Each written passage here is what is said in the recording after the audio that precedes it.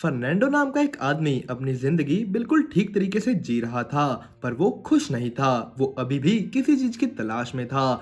एक रात घर जाते वक्त जब बारिश होने लगती है तो एक दुकान के किनारे रुक जाता है और स्मोकिंग करने लगता है। और थोड़ी देर बाद अपनी सिगरेट को पानी में फेंक देता है, जो कि बैंक के पास ही गटर में गिर जाती है। पर उसके पीछे पीछे फर्नांडो भी वहां पहुंच जाता है, जिसके बाद उसे एक बहुत ही खतरनाक आइडिया आता है। अगले दिन फर्नांडो अपने इंजीनियर दोस्त सेबेस्टियन के पास जाता है और उसे अपने बैंक लूटने के आइडिया के बारे में बताता है। सेबेस्टियन की हालत भी इतनी अच्छी नहीं होती, तो वो भी ये करने को मान जाता है। पर उसके हिसाब से ये प्लान पूरा करने के लिए उन्हें गाड़ी, औजार और बहुत सा पैसा लगने वाला है, जो पाने के लिए फर्नांडो अपने एक और दोस्त डबाउजा के पास जाता है। पर उसके पास भी इस वक्त पैसों की कमी थी, तो फर्नांडो को अपने एक चोर दोस्त मारियो के पास भेजता है। सीन यहाँ से शिफ्ट होकर मारियो को दिखाता है, जो कि एक ऑफिस में घुसकर चोरी कर रहा होता है और बहुत आराम से ये काम कर लेता है। अगले दिन फर्नांडो मारियो को एक कैफे में मिलता है और उसे अपने प्लान के बारे में बताता है, जिसमें पहले तो मारियो इंटरेस्टेड नहीं होता, पर फर्नांडो उसे ये कहकर राजी कर लेता है कि ये चोरी करने के बाद उसे कभी भी चोरी नहीं करनी पड़ेगी। वो दोनों वहां से निकलकर उस गटर के पास जाते हैं और नाप तोल करने लगते हैं, जहां उन्हें पता लगता है कि वो लोग 18 मीटर दूर हैं करोड़पति बनने से। अगले सीन में वो सभी मिलकर इस चोरी की प्लानिंग करने लगते हैं, जहां वो बैंक के नीचे एक गुफा बनाने की बात करते हैं। पर बैंक के अंदर मोशन सेंसर लगे हुए हैं, जो कि उनके लिए एक मुसीबत बन सकते हैं, जिस पर फर्नांडो एक सूट उनके सामने लेकर आता है, जो कि सेंसर से बच सकता है। अब उनके सामने सिर्फ एक ही प्रॉब्लम थी कि उन्हें बैंक के लॉकर्स खोलने नहीं आते थे। तो अगले दिन वो सभी बैंक की जांच पड़ताल करने लगते हैं। फर्नांडो बैंक की फोटो क्लिक करता है, पर सिक्योरिटी गार्ड उसे पकड़ लेते हैं और उसे बेसमेंट में लेकर जाते हैं, जो कि उन्हीं के प्लान का एक हिस्सा था, क्योंकि यहाँ से वो बैंक के लॉकर रूम को ध्यान से देख पाते हैं। सिक्योरिटी गार्ड उनका सामान और कैमरे की तलाशी लेते हैं, पर उन्हें कुछ भी नहीं मिलता। फर्नांडो पहले ही कैमरे का मेमोरी कार्ड निकाल चुका था। बाद में फर्नांडो और सेबेस्टियन बैंक का मैप बनाते हैं और स्मॉल रूम से बैंक के अंदर घुसने का प्लान बनाते हैं।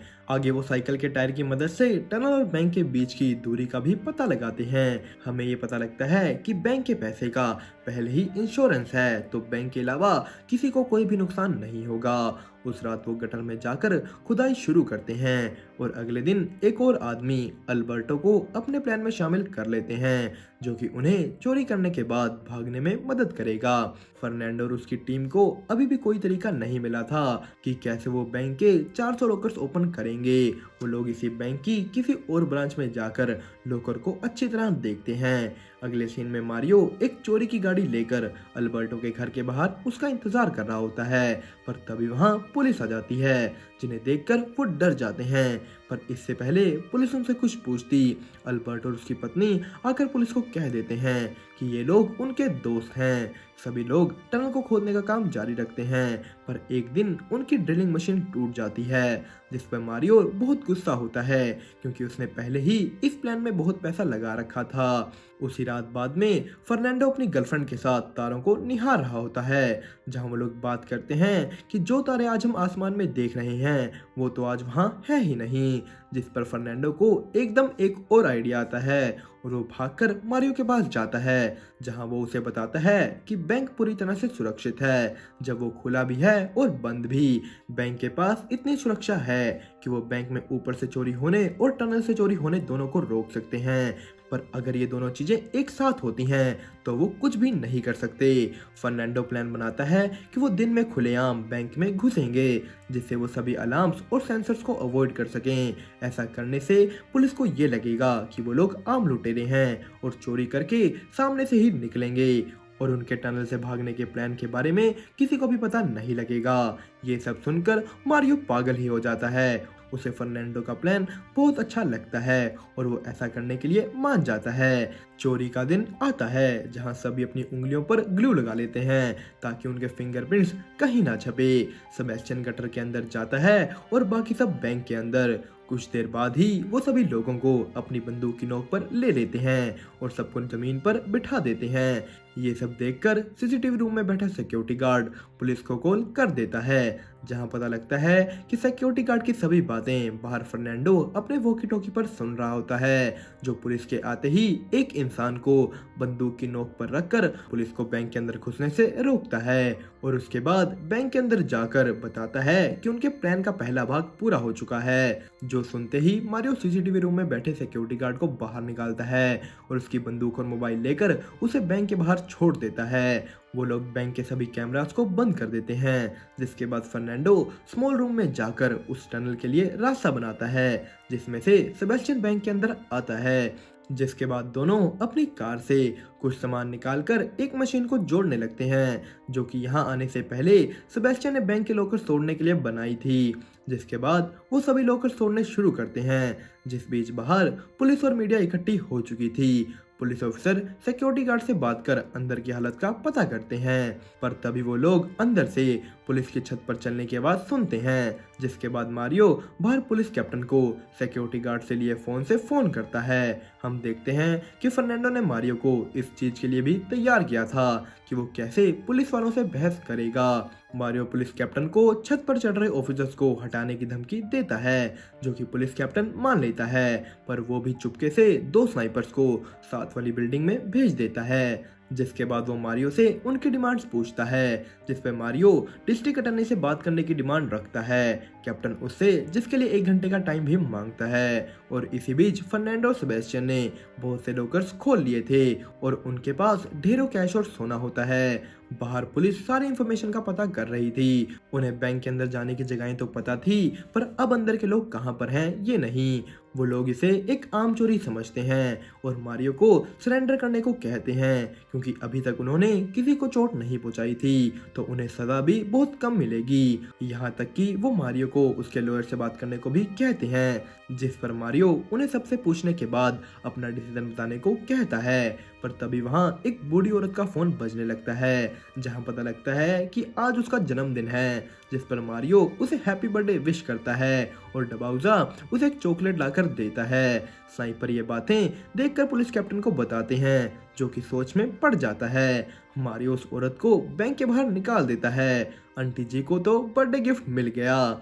मारियो उसके बाद एक खिड़की पर खड़ा होकर पुलिस कैप्टन को कहता है कि उसने पहले ही 15 साल जेल में बिताए हैं और वो सरेंडर तभी करेगा अगर वो उसे कम सजा देने की जुबान देते हैं। ये सुनने के बाद कैप्टन स्नाइपर्स को रोकने के लिए कहता है और मारियो उस खिड़की से दूर हो जाता है।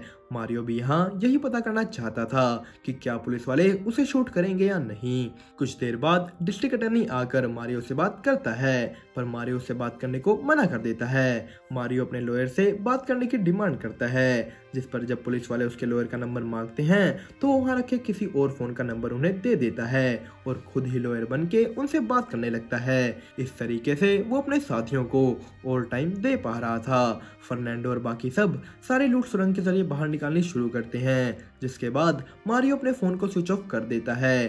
पर इससे पुलिस वाले को शक हो जाता है कि क्या वो लोग सच में सरेंडर करने के मूड में हैं भी या नहीं, और तभी वो बैंक के पास के गटर पर ध्यान देता है और समझ जाता है कि ये चोर इस गटर के जरिए निकलने वाले हैं। पर सभी लूट बोट में भरने के बाद फर्नांडो सभी हथियारों को भी बैंक में छोड़ देता है, जो कि पता लगते हैं कि बिल्कुल नकली बच्चों के खिलौने हैं, क्योंकि वो लोग किसी को चोट नहीं पहुंचाना चाहते थे। मारियो सभी बंदियों को छोड़कर स्मॉल रूम में अंदर जाता है और जैसे वो ऐसा करता है सभी लोग अपने अपने फोन उठाकर बाहर अपने परिवार को फोन करते हैं। कैप्टन भी अपनी एक टीम गटर के अंदर और एक टीम सामने से बैंक में भेजता है, जिस बीच मारियो और फर्नांडो सभी सबूत मिटाकर सबके सब बोट में बैठ जाते हैं। एक फ्लैशबैक सीन में हम देखते हैं कि फर्नांडो ने पहले ही पुलिस के गटर के बारे में पता लगने के बारे में सोच लिया था और इसीलिए उन्होंने वहाँ एक डैम बना लिया था जो कि पानी के लेवल को बढ़ा देगा और वो मोटर बोट से आगे जा पाएंगे। दूसरी तरफ कैप्टन बैंक में उस सुरंग के पास पहुंचता है जहां उसके आगे एक बॉम्ब पड़ा होता है, पर उसे जल्द ही पता लग जाता है कि वो सभी हथियारों की तरह नकली है। पर बहुत देर हो चुकी थी क्योंकि फर्नांडो और उसकी टीम वहां से फरार हो चुकी थी। वो वहां से निकलकर उस वैन को भी जला देते हैं ताकि कोई सबूत उनके पीछे ना बच सके। जिसके बाद वो अल्बर्टो के घर जाकर सारी लूट को आपस में बांट लेते हैं। पर कुछ महीनों बाद पुलिस को उन सब के बारे में पता लग जाता है, क्योंकि अल्बर्टो की पत्नी ने उसे उस पर चीट करते पकड़ लिया था और गुस्से गुस्से में वो पुलिस को उनकी चोरी के बारे में सब बता देती है। पर 7 महीने बाद हम देखते हैं कि जब फर्नांडो जेल से रिहा होता है तो मारियो उसका स्वागत एक बड़ी शानदार गाड़ी में करता है, क्योंकि उन्होंने इसकी भी प्लानिंग पहले ही कर ली थी। उन्होंने नकली वेपन्स का यूज इसलिए किया ताकि उन्हें सजा कम मिल सके, और बैंक के लॉकर्स को इसलिए लूटा क्योंकि बैंक के पास लॉकर्स में क्या है इस चीज का रिकॉर्ड नहीं होता। तो बिना रिकॉर्ड के पुलिस वाले कितना सब चोरी हुआ है इस पर जांच पड़ताल नहीं कर सकते थे, तो सभी चोर चोरी करने के बाद भी सस्ते में रिहा हो जाते हैं और छुपाए हुए पैसों से ऐश करते हैं। दोस्तों, ये इतनी खतरनाक चोरी की एक्सप्लेनेशन आपको कैसी लगी हमें कमेंट करके जरूर बताएं। वीडियो अच्छी लगी हो तो इसे लाइक और चैनल को सब्सक्राइब करना ना भूलिएगा। आज के लिए इतना ही, अब मिलेंगे हम आपको ऐसी किसी बेहतरीन मूवी की एक्सप्लेनेशन में। तब तक के लिए अलविदा।